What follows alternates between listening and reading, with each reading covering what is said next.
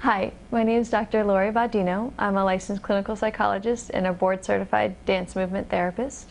And I'm here at Mattel Children's Hospital at UCLA.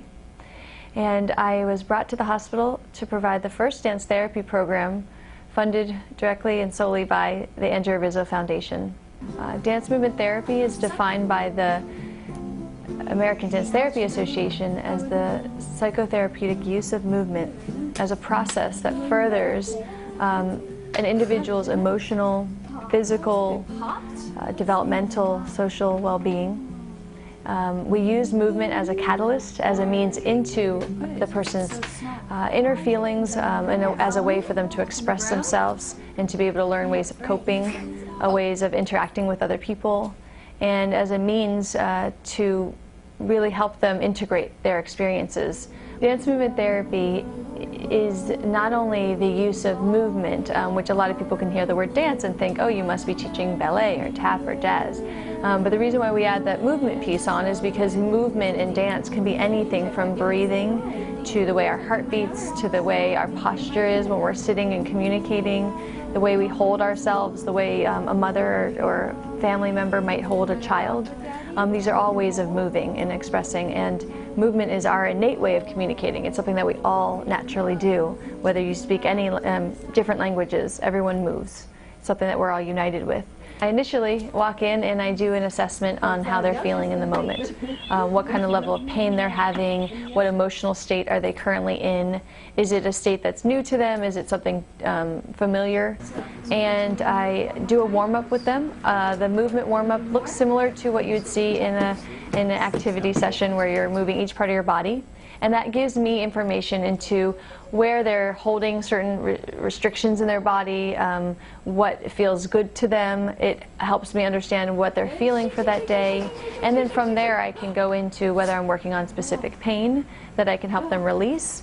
I can take them into a journey, like a pretend place where they can imagine going somewhere in a familiar place, something more pleasurable than the one they're in, so they can access that later on when they're going through a procedure as a coping mechanism, and or just helping them move their bodies to express themselves and kind of release some of the frustrations or sadness or grief that they might be going through. In a dance movement therapy session, the sessions could look very different. Some sessions will involve props, such as you'll see pom-poms and parachutes and lots of things of colors and different textures, sounds, music's used, instruments are used. These are all as a means to help the patient or individual really connect to what they're feeling. So it looks very playful and it looks like nothing's happening, but there's a lot of messages, a lot of information happening, a lot of goals and expectations that are being met through the therapy. A session can be anything from just breathing and doing guided imagery. A lot of times with pain patients we do guided imagery work, taking them to a place and a way to relax and help their muscles have a new memory of a positive experience that they can then access later on.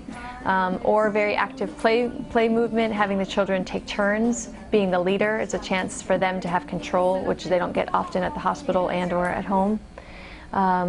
Taking turns in sharing an experience with other children and with family members.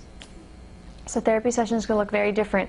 The main point is to be present with what the child is going through and helping them just to stay present with them in that moment and take them into a healing place. When I think about the goals of the treatment here at the hospital, I'm looking at sometimes very short-term expectations. Giving the child a distraction for that moment, for that day, to have an experience other than what they've been experiencing at the hospital is one, kind of on the surface part of the therapy, going in there and giving them a place to be and experience some laughter and some play. It gives them an opportunity to express and feel safe to share some feelings that they might not be able to talk about, or it might be difficult to talk about. And the goal is really to hopefully get them to a place that the more we expand our movement repertoire, the more individuals able to express themselves through the body, the more language comes out, the more they're able to access these feelings and really articulate them. whether it's just through moving, like really showing that movement in their body, or really finding the exact word that I might have to help them find. And then through that, finding a way to cope and recover from those feelings. How do we solve them? Where can we look for help? How do we, find a way to breathe and get through each step along the way? The movement that I do in all the sessions, not only is it accessing the emotions, but it also physically helps the child and the individual, because it's physical movement that these children don't get to do. So they are strengthening their bodies, they're learning, they're being more flexible, they're being more malleable, they're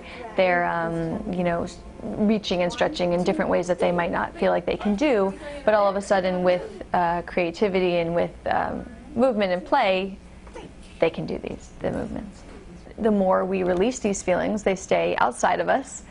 We have more control over them, we can integrate our experiences, we can adapt, be more adjustable in our lives and more adaptable, so that they're able to handle all of the challenges that are along the way.